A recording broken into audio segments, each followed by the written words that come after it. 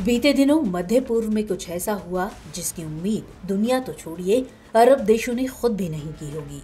इसे अरब दुनिया में बड़े बदलाव के तौर पर पेश किया जा रहा है। असल में अरब दुनिया का लाडला कहा जाने वाला देश सीरिया फिर से अरब लीग में लौट आया है। जी हाँ, वही सीरिया जिसे लोकतंत्र समर्थकों के दमन के आरोप में 2011 में बाहर का रास्ता दिखा दिया गया था।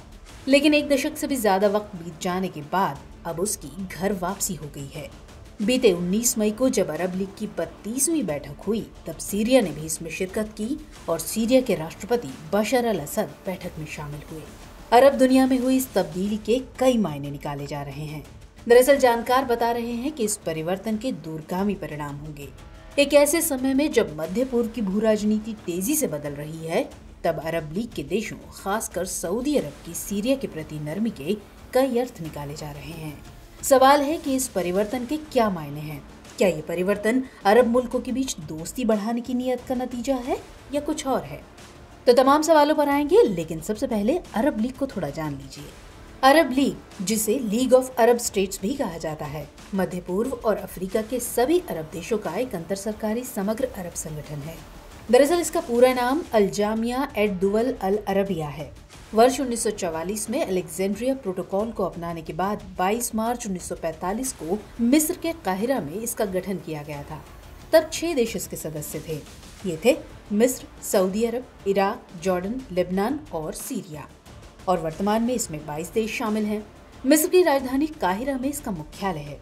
इसका मकसद अपने सदस्य देशों के राजनीतिक, सांस्कृतिक, आर्थिक एवं सामाजिक कार्यक्रमों को मजबूती प्रदान करना तथा उन्हें समन्वित करना और उनके बीच या उनके एवं तीसरे पक्ष के बीच विवादों की मध्यस्थता करना है।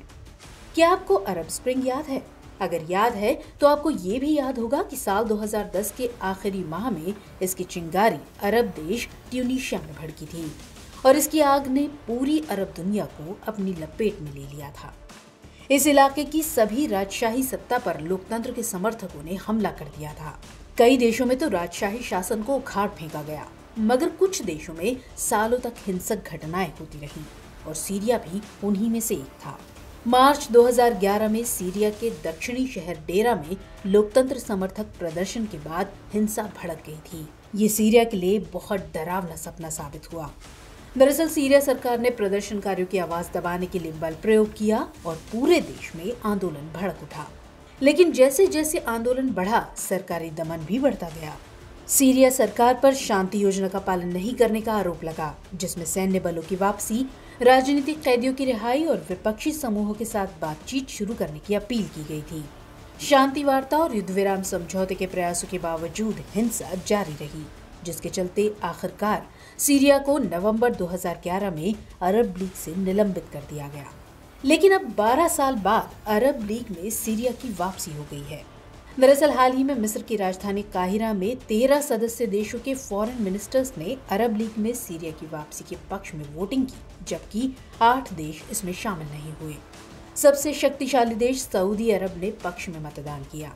मीडिया रिपोर्ट्स के मुताबिक सीरिया को अरब लीग में फिर से शामिल करने का कुछ सदस्य देशों ने विरोध भी किया। इनमें कतर सबसे अहम है। हालांकि 19 मई को जब सऊदी अरब के रियाद में अरब लीग की मीटिंग हुई, तब इसमें सीरिया के राष्ट्रपति बशर अल असद ने शिरकत की और अपने भाषण में उन्होंने पश्चिमी देशों को आड़े हाथों लिया। अब यहाँ सबसे बड़ा सवाल यही है कि अरब लीग में सीरिया की वापसी क्यों हुई? असल में निलंबन के समय सीरिया में राष्ट्रपति बशर अल असद और विद्रोही गुटों के बीच मनमुटाव हो गया था, जो गृह युद्ध में तब्दील हो गया और इस दौरान हजारों लोग मारे गए। सीरिया को अरब लीग से हटाने के बाद सऊदी समेत कई अरब देशों ने असद सरकार को सत्ता से हटाने की बहुत कोशिशें की, लेकिन इसमें कामयाबी नहीं मिली। इसमें अगर कामयाबी नहीं मिली तो ये मुल्क सीरिया पर कोई असर भी नहीं छोड़ सके।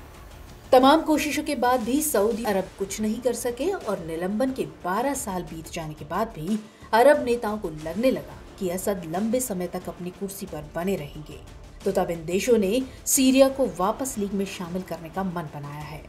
असद के पैर मजबूती से जमे रहने के चलते अरब नेताओं की ये मजबूरी बन गई है कि वो असद को वापस शामिल करें।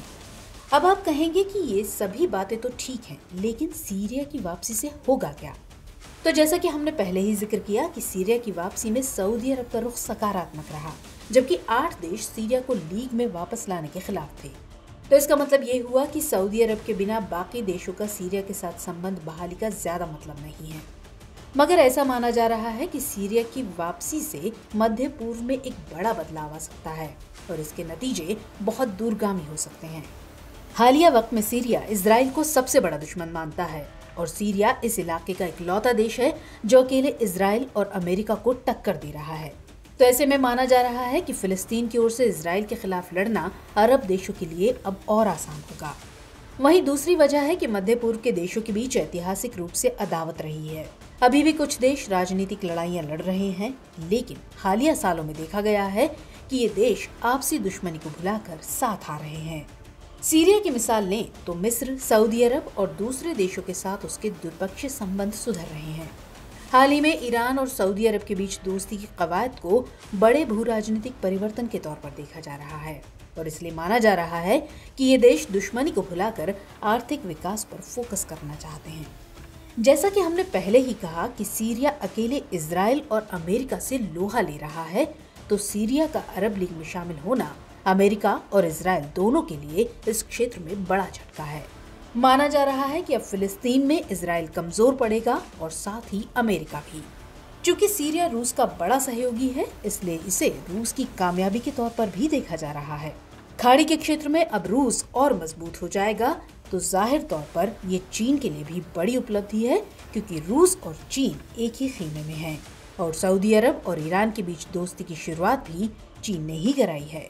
यानी इस घटना के बाद इस इलाके में अमेरिका विरोधी खेमा मजबूत होगा। चलिए चर्चा को विराम देते हुए अब नोट कर लेते हैं आज का सवाल। अरब लीग में सीरिया की वापसी से पश्चिम एशिया की भू राजनीति पर क्या प्रभाव पड़ेगा, विवेचना कीजिए।